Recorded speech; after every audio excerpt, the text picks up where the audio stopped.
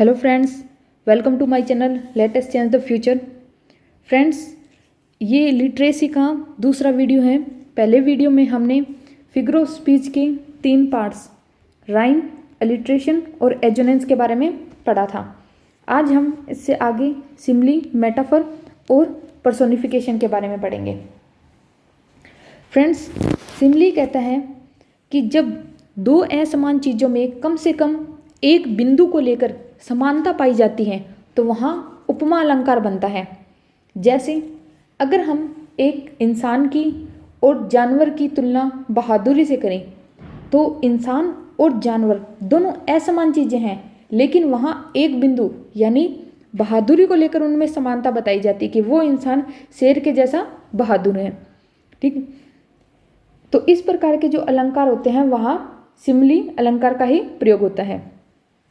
इन अलंकार को पहचानने का एक तरीका होता है।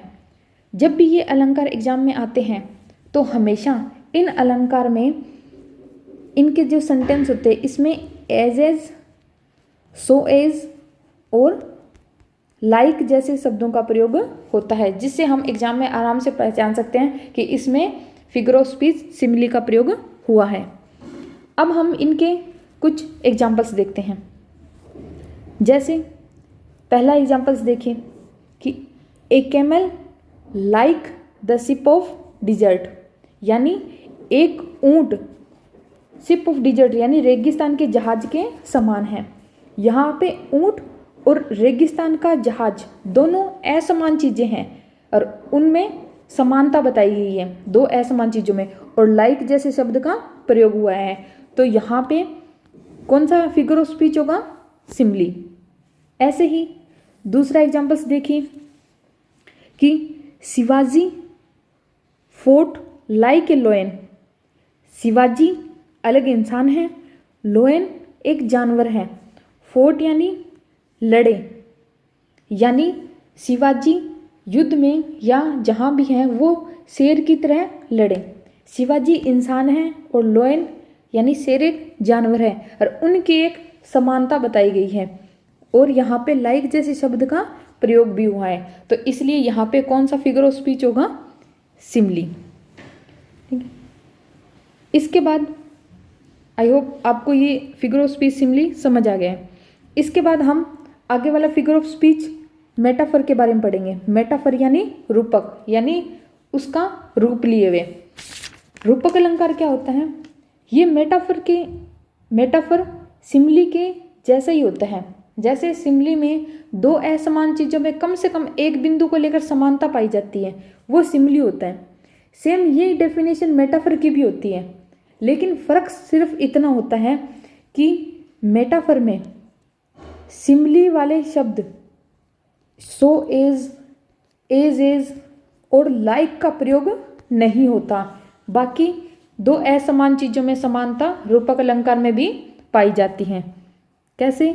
एग्जाम्पल्स देखते हैं। जैसे हमने ये पढ़ा था कि a camel is like ship of desert, like शब्द का प्रयोग हुआ था इसलिए ये सिमली था। लेकिन ये एग्जाम्पल ऐसे आ जाए, a camel is the ship of desert. Camel ऊंट एक जानवर है और शिप ऑफ डिजर्ट ये दोनों अलग अलग चीज़ें हैं। इनमें समानता बताई गई है कि एक ऊंट रेगिस्तान का जहाज कहलाता है या उसके जैसा होता है। ठीक है, यानी दो अलग चीज़ों में समानता बताई है, लेकिन लाइक जैसे शब्दों का प्रयोग नहीं हुआ, तो इसलिए यहाँ पे कौन सा फिगर ऑफ स्पीच होगा? मेटाफर। इसी प्रकार से दूसरा example, Shivaji fort like a लोयन, यानी शिवाजी शेर की तरह लड़े। इसमें लाइक जैसे शब्दों का प्रयोग कर दिया तो ये फिगर ऑफ स्पीच कौन सा हो गया? सिमली। और इसी प्रकार से ये दोबारा दे दें, Shivaji was the लोयन of the battle field, यानी युद्ध क्षेत्र में शिवाजी शेर के जैसे हैं, यानी शिवाजी और शेर में समानता बता दी, लेकिन लाइक और एज जैसे शब्दों का प्रयोग नहीं किया। तो यहाँ पे फिगर ऑफ स्पीच कैसा हो गया? मेटाफर। ठीक है फ्रेंड्स, इसके बाद में हम पढ़ते हैं पर्सोनिफिकेशन के बारे में।